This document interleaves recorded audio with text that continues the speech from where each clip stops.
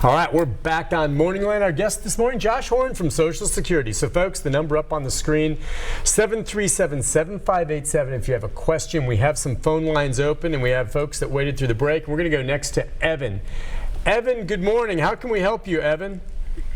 Yes, I'm mentally disabled, and after being homeless for the first time, I went back to mom and dad, and I applied for disability, and I got it pretty quickly because I used to be homeless, although I was living with mom and dad. Now I see mentally disabled people on the streets, or people who are physically disabled with canes and walkers, and when they ask me for help, I tell them to apply for disability, and they say, oh, I have, but it hasn't been approved yet. Why does the process take so long and they're not getting their income when they're also disabled and they're living on the street? Okay, good question. That is a good question. I tell you, one of the difficult things about working with individuals that are homeless is that it's difficult to get a hold of them whenever it's time to either get some additional information or set up for them to go to a consultative examination, because sometimes that happens. And so I'm just being real, is that's really what we see a lot of the time. There's some organizations that work with individuals that are homeless, and those organizations are tremendously helpful. They work very closely with Social Security so that we can communicate better, with those individuals. So, I guess the main things is with individuals that are homeless or at risk for homelessness and are applying for disability or any kind of benefits, is to make sure and stay in touch. If there's some organizations that you're working with, that can be really helpful. That's probably the main thing that's there. All right, yeah, you're right. It can be tough to keep tabs. And let's just say this too, no matter whether you're homeless or you have an address or whatever, when you apply for Social Security these days, from the point you apply for disability to the point you get an answer, it could be 6 months. I mean, just period. Whether you are clearly 100% disabled, or maybe they're going to reject you, but it's going to be 6 months probably minimum before you really get an answer one way or the other. Now, you'll get back pay if you get it, right, from the point when you originally applied. But we've talked to people before that have, gone through it for a few years before they finally, maybe because the paperwork wasn't right or their disability got worse all of a sudden, so they did qualify. It takes a while. Yeah, and a lot of times, there are some individuals who don't have a lot of medical records, so Social Security's having to set up a consultative examination for them to basically get an exam to corroborate or to make the decision, and that can take scheduling for a consultative doctor can take a while. So. Yeah. All right, let's go next to Cindy. Hey, Cindy. Hi, Cindy. Morning. Morning. What's on your mind? Anyway, I really appreciate the Social Security people that are there on the telephones that answer the phones. If you don't understand a question on your paperwork, all you have to do is talk to them or go down there and they'll explain the question. And the one question that I had was, hey, I go back to work. I'm trying to make my doctors give me papers to go back to work. They won't let me go unless I got my papers. Well, at the time I didn't realize I was as sick as I was, and that I just can't get around like I could, so I didn't qualify for a job. But I had to meet with the Social Security expert doctor, and I thought I did really well on the test. The thing of it was, I'm bragging, yeah, I can do that, I can do that. And then he noticed that I was getting out of breath, and the one thing he noticed, he said, why are you hanging on to everything? I said, well, you told me to squat. I told you I could squat and then get back up, stand back up. And I kept hanging on to everything. And so, then I was like, yeah, so I'll get a paper so I can go back to work, right? And he goes, we'll let you know in 30 days. And sure enough, I waited about a month, and you know what happened?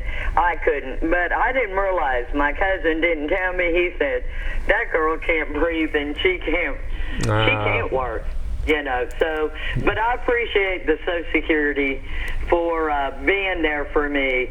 Well, and I appreciate Cindy wanting to try to work. I can appreciate it. You can tell with Cindy, she's got spirit, and it's like she wants to work. She actually tried to go get cleared to work and even believed that she could, which means she's a strong person to be able to get past that. But if you just can't because of her breathing situation, I don't know some of her other health problems.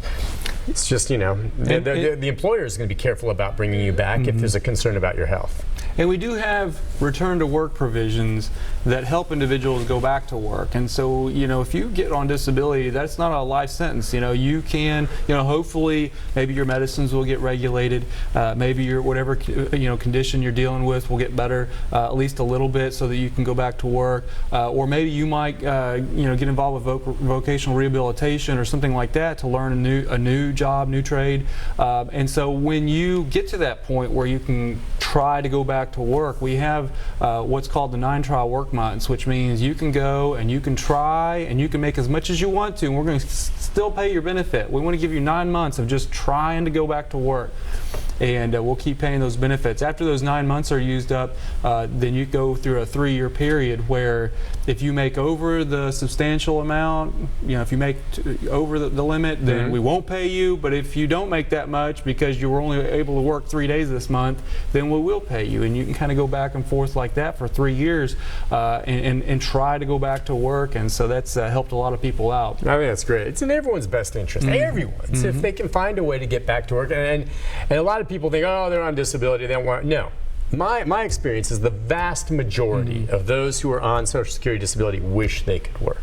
They're not looking for a free handout. They don't like this, and they're sure as heck not getting rich on disability. They all would like to be able to work, but their body won't allow them. Right. And I sympathize. Well, let's go to Tony. Tony, good morning. Hi, Tony. Are you there, Tony? He's trying to talk, but it seems kind of low there. He's got it muffled. He may have put us on hold. Are you there, Tony? Yes. Go ahead, Tony. What's on your... I just had a question. Yeah. In Madison, I live in Madison. Okay. And they, because of my birthday, I cannot get my Social Security disability check until the second Wednesday of every month. And I just wonder why I am having to pay late charges on this.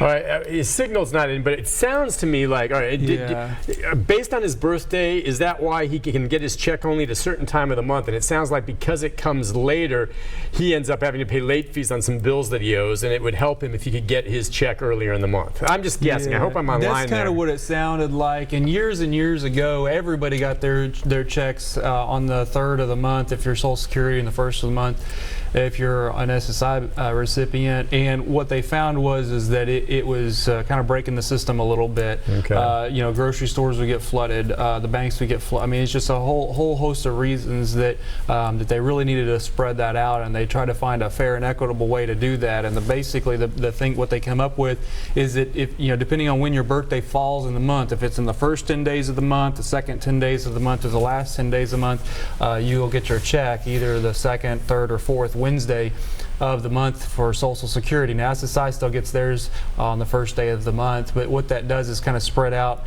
how that's affected. Can you change the date once you're into it? Yeah, unfortunately, there's very few circumstances where you can change those dates, especially kind of on a voluntary basis. What I recommend is contact the individuals that may be charging you late fees, explain the situation, and see if they can, you know, adjust the due date. I know, you know, credit card companies and some folks like that will work with you on the due date. Never thought of that, but it makes sense that could be a problem for some folks. All right, listen, we'll take a break on that note. If you want to join us, the number's on the screen, 737-7587. We've got some lines open right now. Questions about Social Security, disability, and the like with Josh Horn right after this. Stay with us.